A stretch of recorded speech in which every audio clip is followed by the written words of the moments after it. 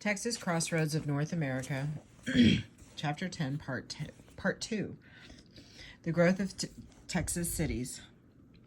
The largest and most productive city in the state in 1870 was Galveston, with a population of 13,818 and more than $1.2 million in total value of manufactured product. Second was Jefferson, the state's leading river port at the head of Big Cypress Creek in Marion County. But the city that benefited most from the developing East Texas lumber industry was Houston. By virtue of its location at the edge of the thick forest to the east and north, timber fueled the industrial revolution nationwide, providing power for railroads, steamboats, and city-based factories, and Texas was no exception. As the nearby supplies were depleted, Houston's business leaders organized and built a narrow gauge railroad into the Big Thicket to ensure a continual supply of wood.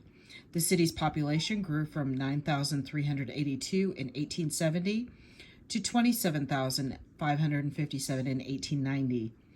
Despite the fact that it lacked a reliable source of coal, which had become the fuel choice in the Northeast, still the growth continued, with the population reaching 44,633 in 1900 and the total of manufactured products to $13 million, making Houston the top producer in the state.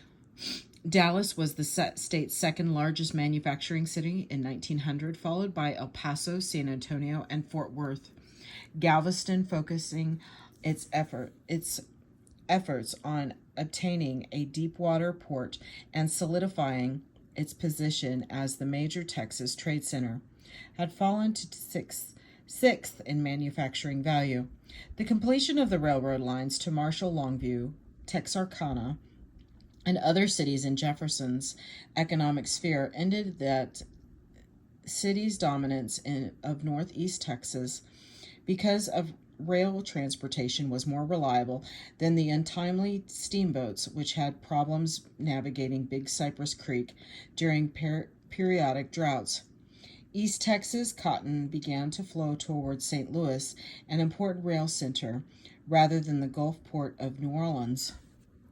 As Texas cities grew, citizens expressed their civic pride in public architectural monuments. The new state capitol in Austin, designed by Michigan architect Elijah E. Myers and completed in 1888, was the most important new public building inspired by the nation's capital. The new Texas state capitol is some 562 feet long by 287 feet deep. The star that the goddess of liberty holds in her hand is 311 feet above the ground. The imposing new red granite Capitol building opened in the spring of 1888 with a gala party marred only by a huge leak in the roof that drenched the celebration during a typical Texas thunderstorm. Restored and greatly enlarged with an underground expansion during the 1990s, the structure still serves as the seat of the state's government. At the same time, the state continued to promote itself to would-be settlers with an avalanche of handsomely illustrated railroad guides and dozens of lithographic bird's-eye views of Texas cities. Part of a national fad that included the publication of almost 5,000 views of American cities during the century, the Texas images ranged from the largest cities in the state, Houston, Galveston, San Antonio, Dallas, Fort Worth, and El Paso, to some of the smallest, such as Wolf City, Flatonia, and Clarendon. Chauvinistic residents apparently constituted a ready market for the handsome pictures, which depicted the cities from an imaginary point high in the air. A sort of combination of panoramic view and a map, and merchants and city fathers used them to advertise their communities as well as individual businesses. And the fact that almost 70 different views of Texas were produced between 1871 and 1900, along with dozens of guides to the state, suggests the enthusiasm with which Texans promoted their communities. The impact of railroads. The most important element of industrialization and the catalyst for so much of the economy was the expansion of railroads into almost every region of the state by 1900. As the nation slowly recovered from the panic of 1873, Texas entered its greatest era of railroad building and one of the greatest in the nation. As Houston began to overtake Galveston as an industrial and shipping center, Galveston businessmen organized the Gulf, Colorado, and Santa Fe Railroad Company in 1873 to build a line from Galveston around Houston through the fertile Central Texas cotton belt. The Galveston sponsorship of the line is reflected in some of the towns created along its route: Temple, Heidenheimer, Rogers, Moody, that were named after Galveston leaders. The state had only 1,650 miles of track in 1875, all in East Texas, but more than half of the total railroad construction in Texas occurred during the next decade. In part, this was because the Constitution of 1876 authorized land grants to railroads to encourage the construction, as in the case of Fort Worth. The state awarded 16 sections of land for every mile of track laid, and Texas rail companies collected 32,153,878 acres of land in return for 2,928 miles of track. The Texas and Pacific Land Trust is still one of the largest landowners in the state.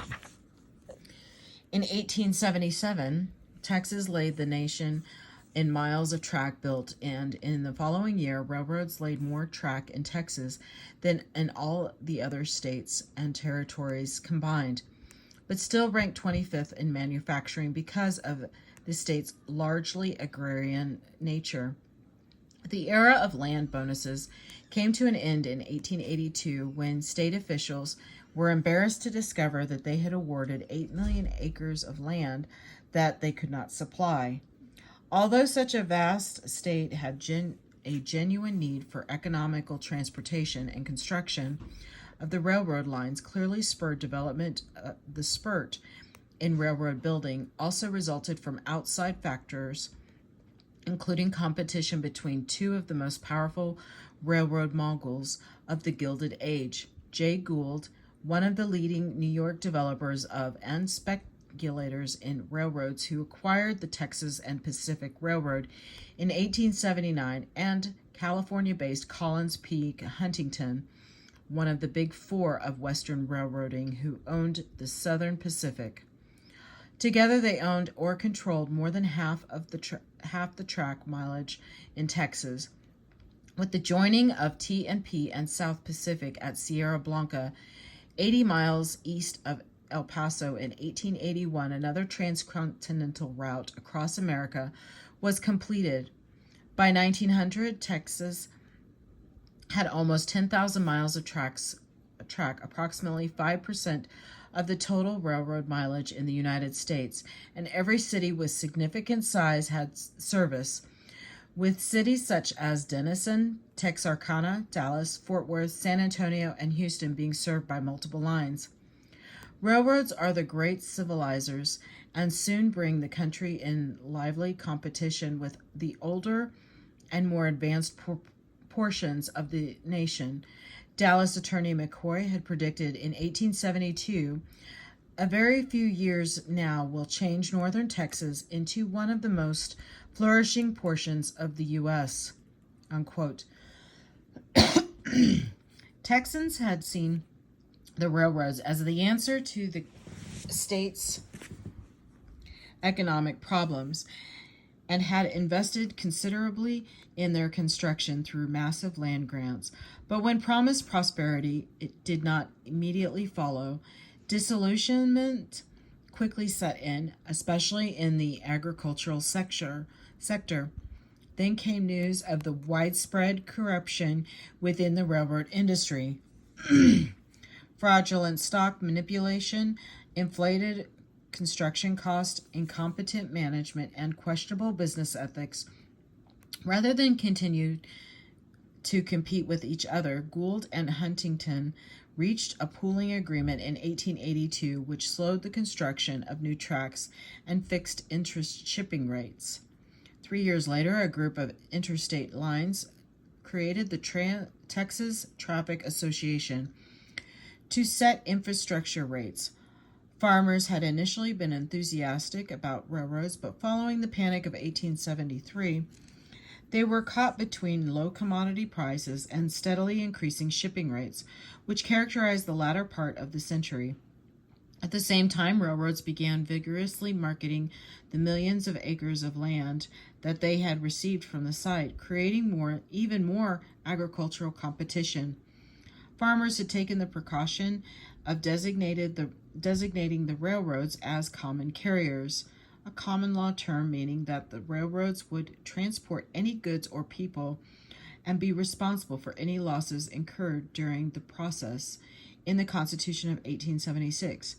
And they now began calling on the state to regulate them. The growth of labor unions. Another response to the growing industrialization of the state was the establishment of labor unions.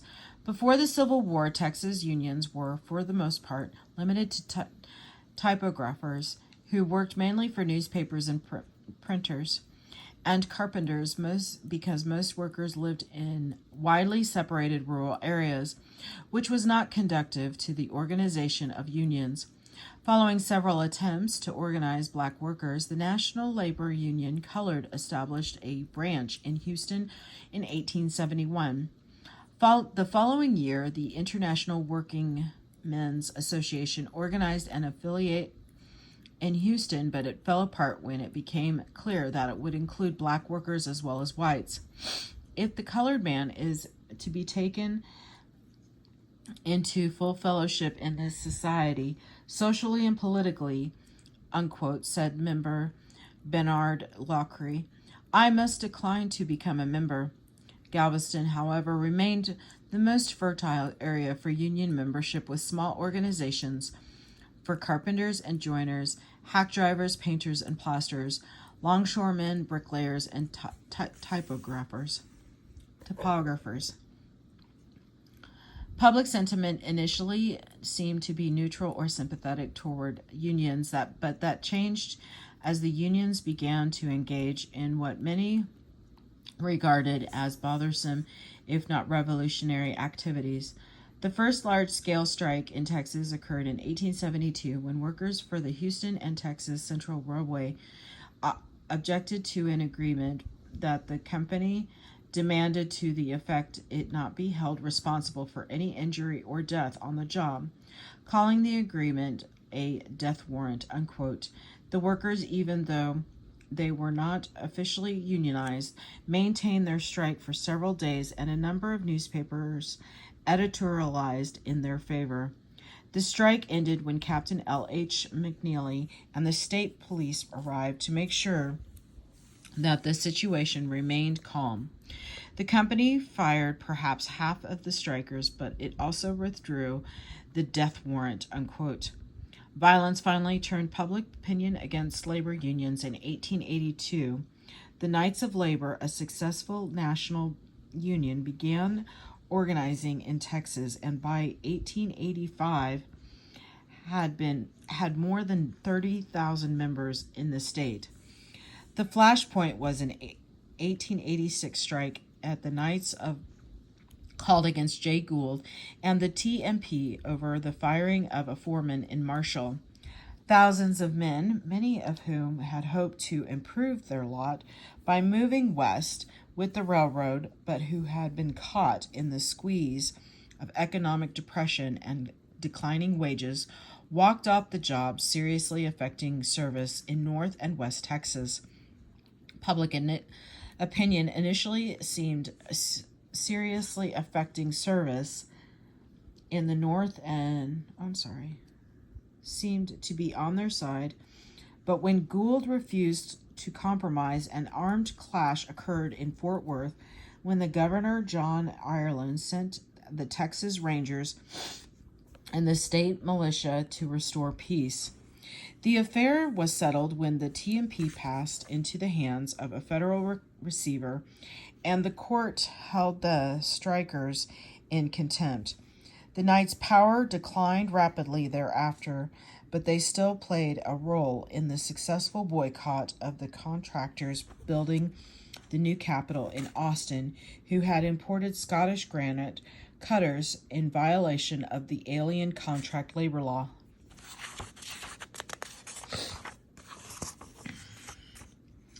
African Americans were usually barred from white unions, although some were members of the Knights of Labor, including David Black, who served on the Union State Executive Board. Concentrated in East Texas and in the coastal cities, blacks were able to establish their own unions, such as the Negro Longshoremen's Association in Galveston. Most Mexican Americans, by virtue of their residence in South Texas, were not involved in unionizing activities, although some of the mutual aid societies, mutualistic, in Laredo, engaged in activities similar to unions because the state was largely rural and the electorate increasingly suspicious. Texas labor unions remained weak as the 19th century drew to a close, a period in which national unions struggled as well. The Redeemers Program, 1876 to 1898. During the last quarter of the century, politics increasingly came to reflect the economic realities that Texans faced. Supporters of the new governor, Richard Coke, elected in 1874, represented what they called the New South and proposed to industrialize Texas by enticing railroads, lowering taxes, holding down government expenses, and creating an expensive labor supply. Largely ex-Confederates, these men felt that Republican misrule during the years after the Civil War had destroyed Southern prosperity by upsetting the traditional relationship between the races. Although they represented the party of slavery, secession, and defeat, they now cast themselves as the redeemers of the Democratic Party, of their forebears, and the true South. And the 1876 Constitution, still in effect today, was only their first effort to erase all traces of Republican regime. Past is financial stability. Because per capita income in Texas was only 63.2%, the national average in 1870, more than 5.5% lower than the average personal income in the adjacent states of Louisiana and Arkansas, and because of a nationwide depression in 1873, Democrats felt that their only option was retrenchment. Coke resigned the struggle in 1876 to accept appointment to a seat in the U.S. Senate. Richard B. Hubbard replaced him, but was denied the 1878 nomination because critics claimed that he had not done enough to reduce the state's debt. Instead, the Democratic Convention nominated ex-Confederate Orrin M. Roberts of Tyler, the, quote, old alcalde, unquote, who had served as chairman of the Secession Convention of 1861 and was now Chief Justice of the state Supreme Court. A native of South Carolina, Roberts was educated at the University of Alabama and moved to San Augustine in 1841, where he opened a successful law practice and taught law at the University of San Augustine. A bearded legal scholar who spoke softly and precisely, he was elected to the Texas Supreme Court, and after helping to raise a Confederate regiment in East Texas, returned to Austin and the court until he was disposed along with other Confederate officer holders. He spent a little time in Mexico, but after the Democrats returned to power in 1874, Roberts returned to the Supreme Court, with Roberts leading the way. The Democrats trounced both the Republicans and the new Greenback Party in 1878. The Greenback Party, like the Grange and the Farmers Alliance, was largely backed by farmers who were feeling the brunt of the extensive societal changes as well as the economic downturn. They advocated for an inflated currency through the issuance of paper money, greenbacks, not backed by gold, among other things, in the hope that more money in circulation would make it easier for them to repay their debts. Instead, Roberts began to cut taxes, instituting what many considered extreme measures to restore the state's financial stability. He also wanted the state out of the land business and led efforts to dispose of public land as quickly as possible. Such policies hurt the big landowners, the railroads, and the capital syndicate, a group that had accepted land in return for building additional railroad tracks and the new state capital. Under the law, the railroads had to dispose of their land within 8 years of receipt. But when they tried to sell it, they found that the state became their main competitor, forcing prices down. The syndicate, which had ultimately received more than 3 million acres of panhandle lands for building the new Capitol building, had initially hoped to subdivide its land and sell it to settlers at a profit. It established the famous XIT Ranch instead, which was at one time the largest piece of fenced property in the world, with 6,000 miles of single-strand wire fence ringing its 94 pastures and outer perimeter.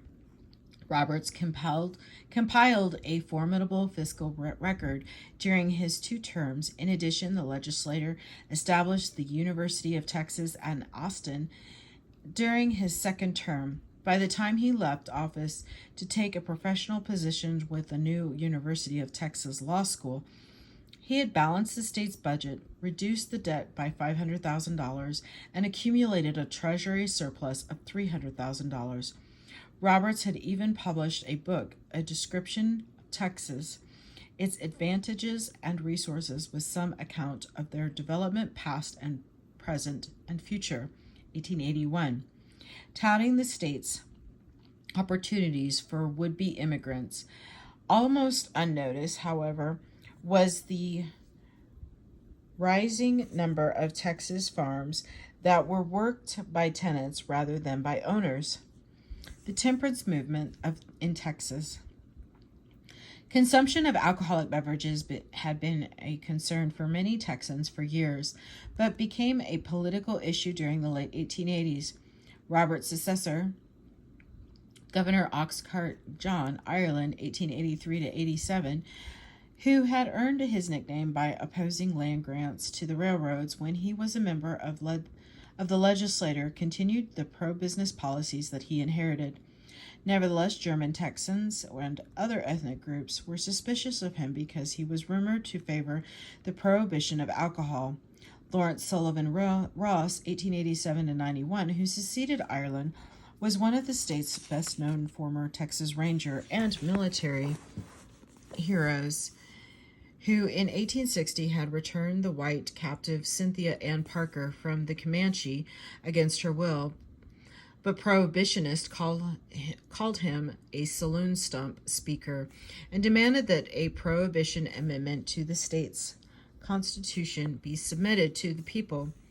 The Women's Christian Temperance Union, United Friends of Temperance, the first statewide prohibition organization, and other groups had been preaching prohibition for decades. Now the message began to resonate, especially among fundamentalist Protestants and found supporters among such esteemed politicians as U.S. Senator John H. Reagan. The state constitution authorized local option elections, but prohibitionists now called for a statewide ban on the sale of alcoholic beverages and convinced the legislature to put a constitutional amendment on prohibition before the electorate in 1887. Even though it carried only 32 counties and failed by a vote of 220,627 to 129,270, the prohibitionists vowed to continue the fight. the marginalized of the Republican Party. Another reality of the political scene was the decreasing importance of Republican Party, known as the Party of African Americans. Ever since its organization in 1867, the Texas Republican Party had not recovered from the devastating defeat it had suffered when the Democrats returned to office in 1873 and 1874. With the percentage of African Americans in the state's population decreasing from 31% in 1870 to 20% by 1900, the Republicans realized further losses when the Lily Whites split from the party and joined with the Democrats to disenfranchise African Americans through the organization of white men's political clubs, the legal process, and intimidation.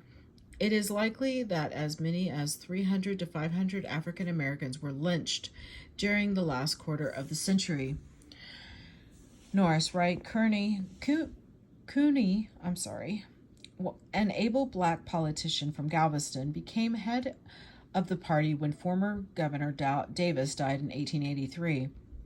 As sergeant at arms during the 12th legislature, 1870 to 71, Cooney was skilled in the use of political patronage, especially after President Benjamin Harrison appointed him collector of customs in Galveston in 1889. He even survived various modifications in the election code, such as the elimination of the use of colored paper ballots to aid illiterate voters, and was resourceful enough to continue to get Republicans elected to office in a few counties in East Texas and along the Gulf Coast. But he could not prevent the passage of such Jim Crow segregation laws, such as the one offered in 1889 by the state senator from Marshall, William H. Pope, requiring railroads to provide separate coaches for African Americans and whites. As the Republican Party became increasingly marginalized, Cooney tried to maintain his power by allying with a Democratic Party faction or with a third-party movement. Populism challenges the status quo. As their economic situation worsened, farmers turned for help to various organizations such as the Grange or the Patrons of Husbandry, Greenback Clubs, and the Farmers Alliance. But it took several years before these concerns would coalesce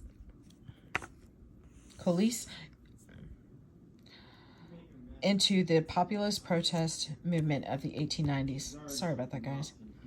The People's Party, one of the most vigorous third-party movements in American history. Salado farmers organized the first Grange in Texas in 1873. The Grange had begun as a secret social, educational, and nonpartisan society, but soon began to advocate political and cooperative solutions to agrarian problems. By the mid-1870s, it had circulated 2 colorful posters to help educate the public on the role of farmers. One was entitled, "I Feed You All," unquote, and the other was a little more pointed, "I Pay for All," unquoted. Other agrarians belonged to Greenback clubs, which had reached Texas in 1876. With the assistance the National Greenback Party, they wanted greenbacks, paper money issued during the Civil War, to be declared full legal tender and to be exchanged for specie.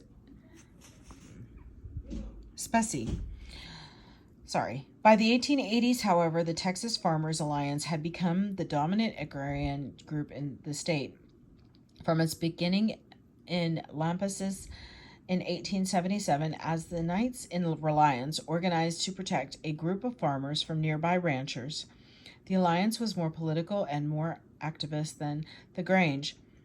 As the name suggests, these farmers supported the militant tactics of the Knights of Labor, claiming that the goal of a family homestead had been, in the words of historian Henry Nash Smith, Aborted by the land speculator and the monopolist, the alliance demanded wholesale economic changes rather than the modest reforms.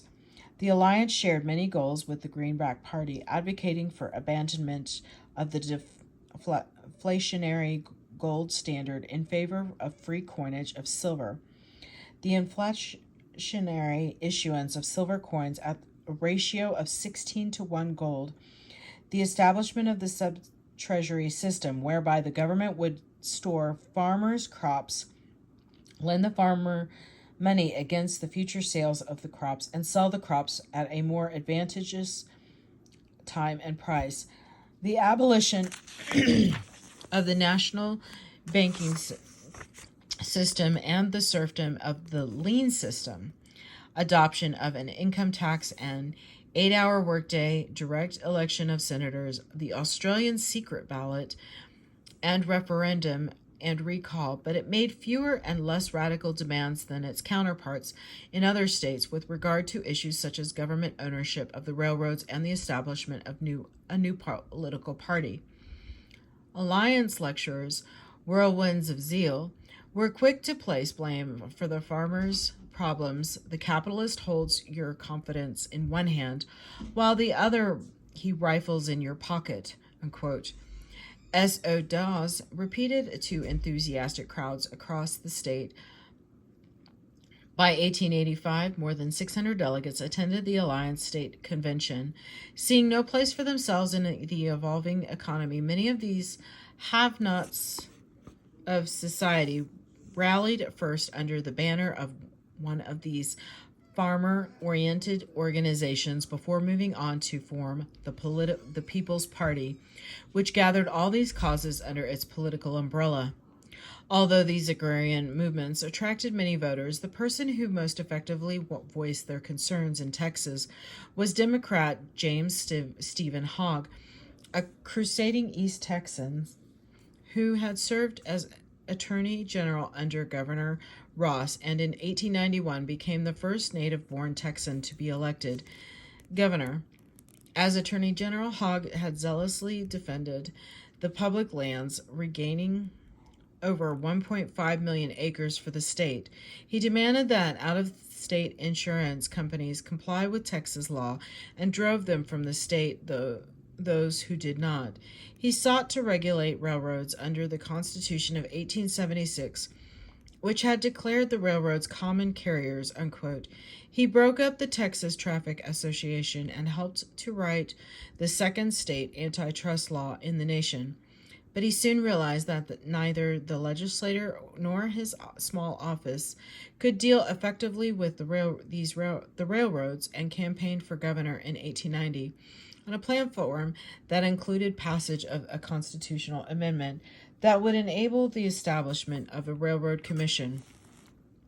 A tall man who weighed more than 250 pounds, Hogg was an energetic campaigner with a common touch, a love of the homespun language, and a native understanding of people. He easily ingratiated himself with rural audiences who seemed immediately to identify with a man named Hogg. It is difficult to imagine the task that campaigners faced in addressing the huge outdoor crowds in those days. When Hogg opened his campaign for the governorship at Rusk in April 1890, for example, perhaps 3,000 people gathered in a shady grove outside of town for the event. Without the benefit of the public address system we have today, Hogg's strong, intelligible voice gave him a big advantage over his opponents in such situations. Even the men and boys in the trees near the edge of the crowd could hear him. Once he tore into the railroads and others who took advantage of farmers. He could hold an audience for hours. As the temperature rose on a hot summer afternoon, he would fling off his coat, loosen his suspenders, and gulp water to refresh his throat and maintain his strength. At times his plain speech may have offended the ladies, but still they came out to hear him, even though they could not vote. His zeal and personality earned him a long list of enemies by the time he decided to run for governor. But fortunately for Hogg, he had many more friends. Hogg's reforms. Hogg called for a number of policies in the 1890 campaign, such as reform of the state's land policy, longer school terms, an endowment for the University of Texas and the A&M College, a home for disabled Confederate veterans, and regrettably separate railroad coaches for African American and white passengers. At the head of his list, however, was the need to regulate the railroads, and he focused on passing a constitutional amendment to grant the state that power. In doing so, he appropriated one of the main tenets of the Farmers Alliance and the People's Party and appealed to them to join his campaign. 5 Democrats announced against him. The railroads helped to finance Hogg's opponents and resorted to such practices as laying off engineers and canceling planned new construction in certain areas. But the agrarians remained with Hogg, whom they saw as their defender, even though he did not endorse a sub-treasury. And he had only one token opposition. He swept into office, and the constitutional amendment permitting an intrastate railroad commission also passed handily. Hogg quickly established the Railroad Commission as an appointed body and convinced John H. Reagan, who was, as a member of the U.S. House of Representatives, had shepherded the Interstate Commerce Act, ICA, through Congress in 1887, to resign his new seat in the U.S. Senate to become the chair. Many of the states had already enacted regulations of various kinds, but the ICA, due to a railroad lobbying, was rather vague, calling for reasonable and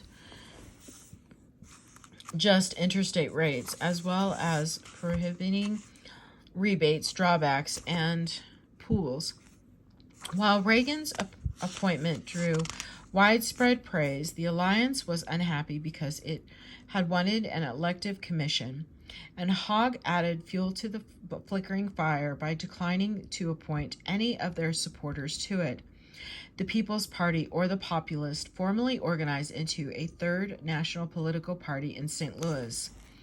In April 1892, leading conservative Democrats who had opposed the establishment of the commission to believe that their more liberal colleagues might desert the party, enabling them to unseat Hogg in this next election.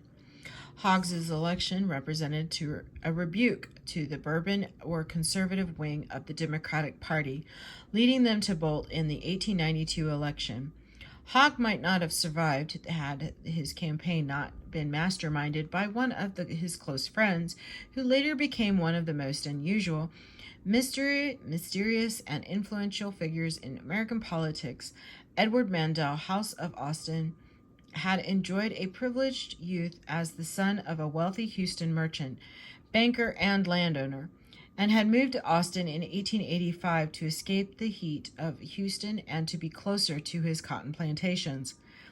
There he befriended a number of political leaders, including Governor Hogg. He admired Hogg, especially his reform efforts, and learned politics from him. A reporter later described House as one of the small, wiry men who had a great deal without any noise. His is a ball-bearing personality. He moves swiftly, but with never a squeak or a rasp. He cannot be classified because there never has been anyone quite like him. Okay. Sorry. House explained his role as aiding the underdog. When I found out that the railroads and the entire corporate interest of Texas were combined to defeat Hogg, he later wrote, I enlisted actively on his behalf. It would be largely through House's guidance and organizing skills,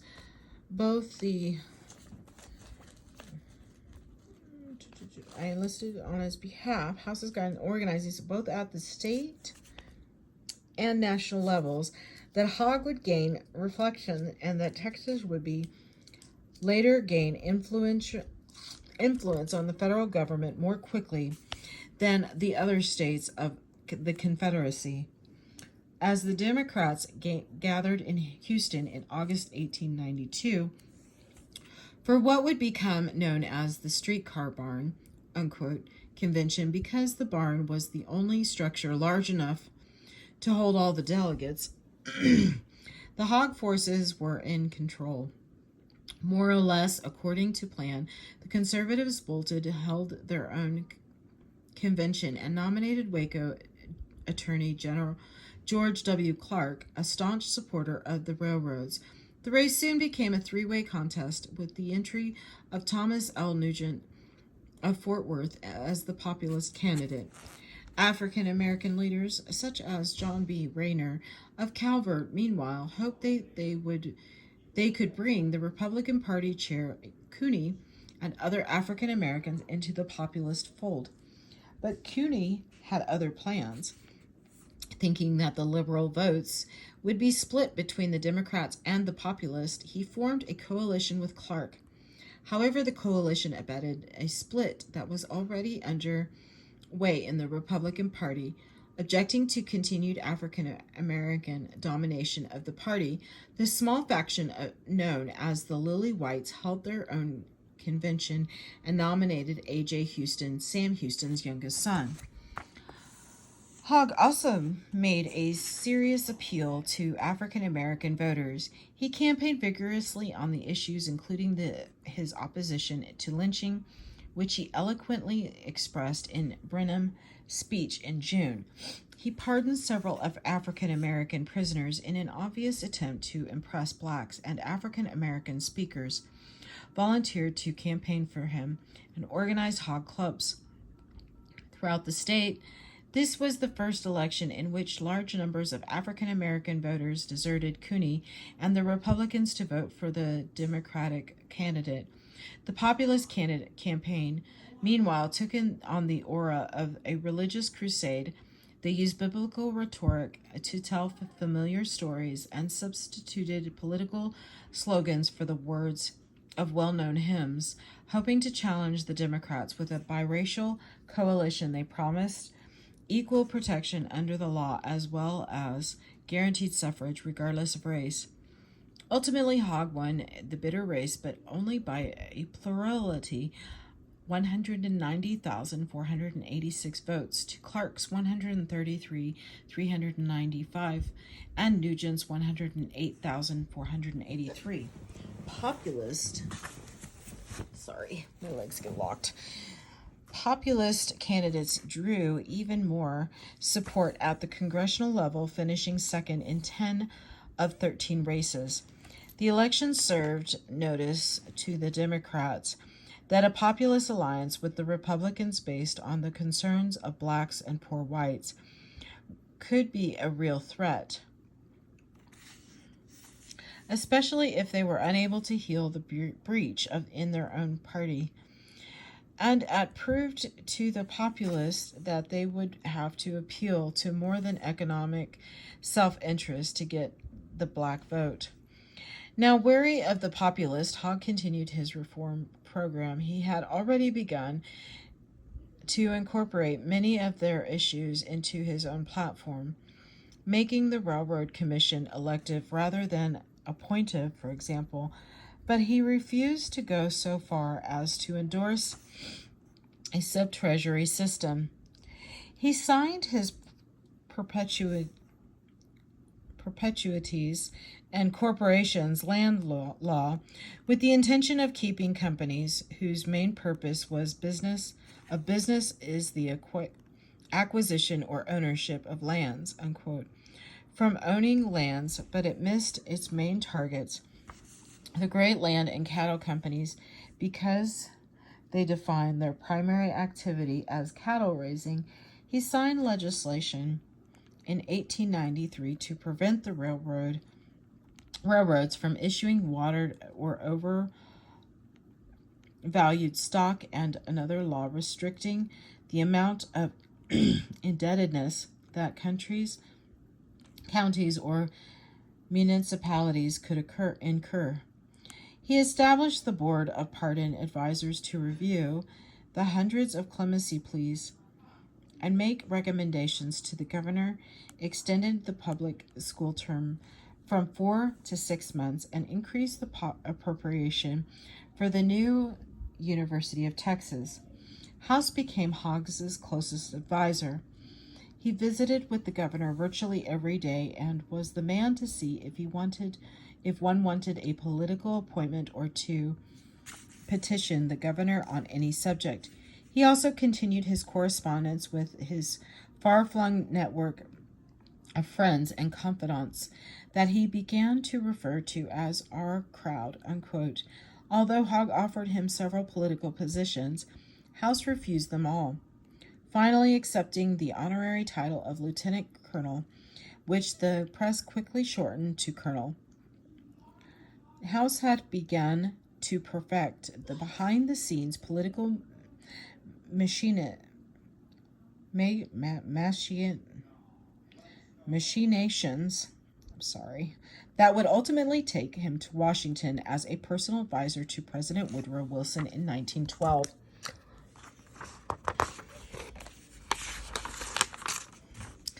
House's organizing genius was needed even more in Culbertson's re-election bid in 1896.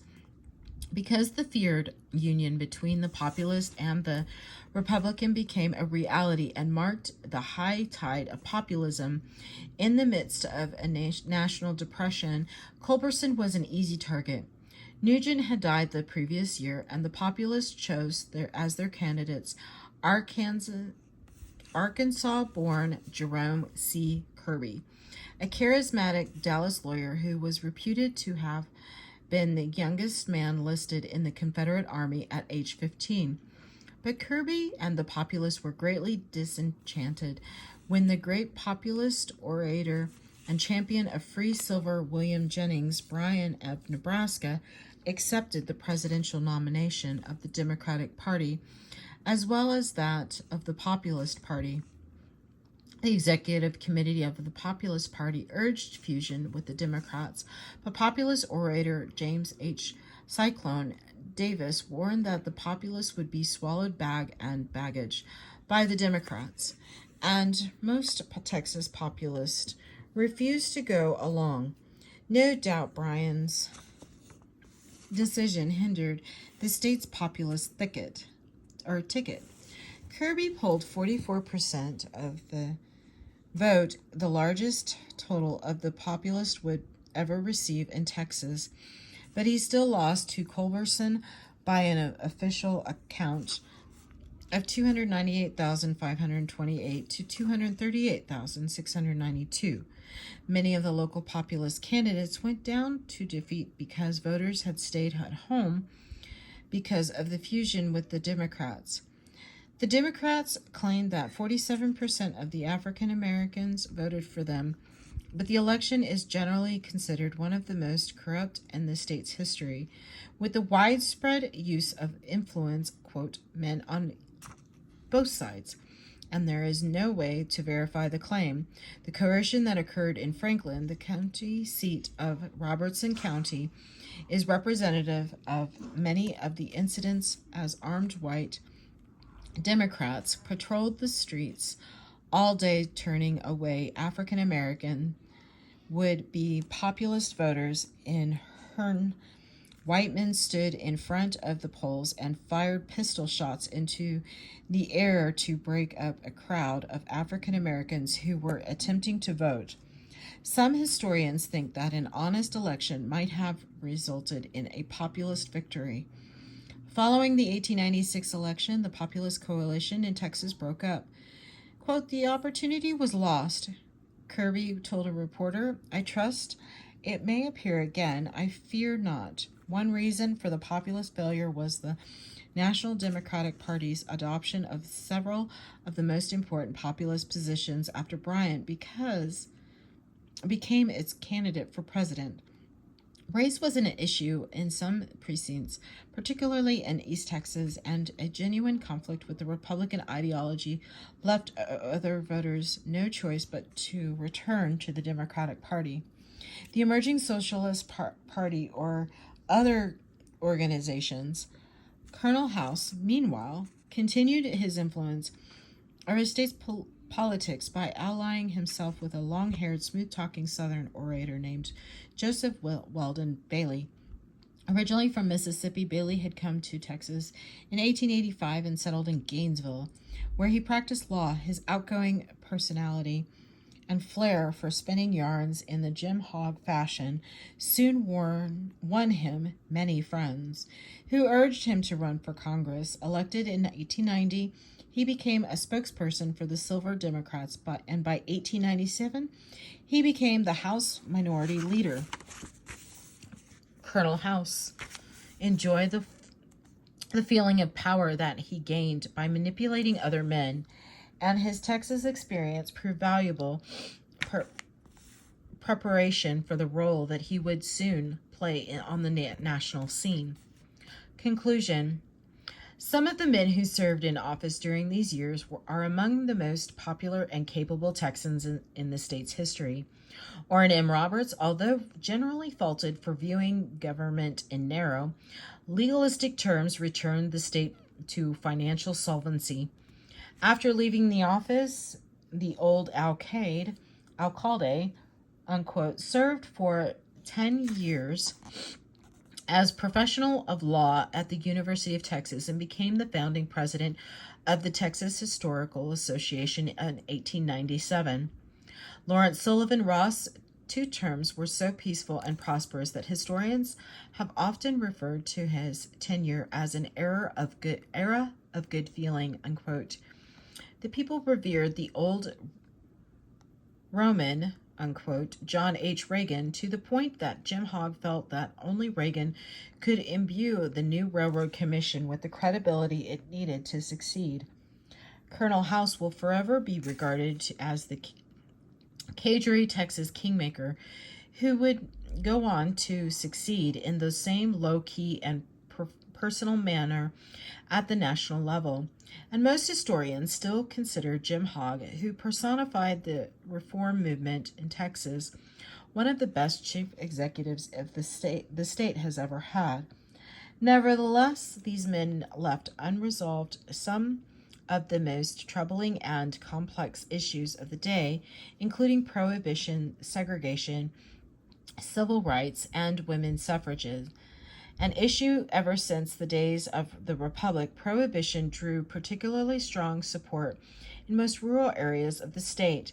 It would be recover from its resounding defeat at the polls in 1887 to become a virulent political issue as the 20th century dawned. Although legally prevented from voting during this time, women used voluntary organizations to address legal and social problems when supporters of these issues. Prohibition and women's suffrage emerged beginning with the state branch of the Women's Christian Temperance Union in 1883. The issues became even more compelling to Texas voters. The abolition of segregation and the expansion of civil rights would require more time. The last quarter of the 19th century brought even tremendous change and the infrastructure of a modern state to Texas. We still live under the 1876 Constitution. Although the population was still largely rural in 1900, it had increased by more than 370%. Railroads had spread throughout the state, encouraging immigration, urban growth, and labor unions, exhausting the public domain through land grants, helping to close the hostile frontier of more than half a century, and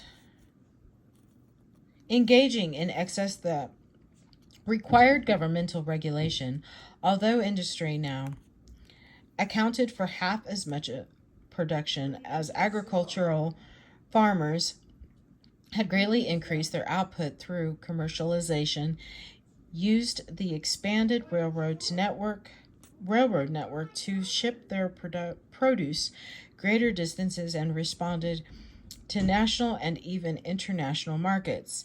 And the Democratic Party reestablished its hegemony in the state and would maintain it well into the second half of the 20th century.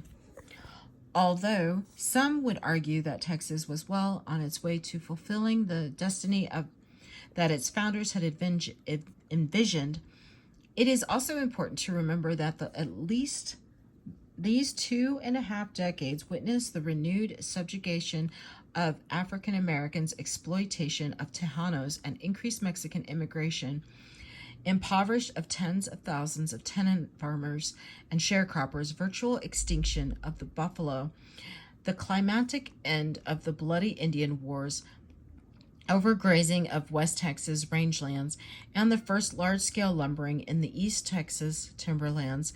Indeed, many of the challenges of the ensuing 20th century would revolve around civil rights and the state's use of and/or protection of the environment and natural resources as Texas became even more populous and urban and industry became more exploitive. This is the end of Chapter 10, Part 2. Thank you.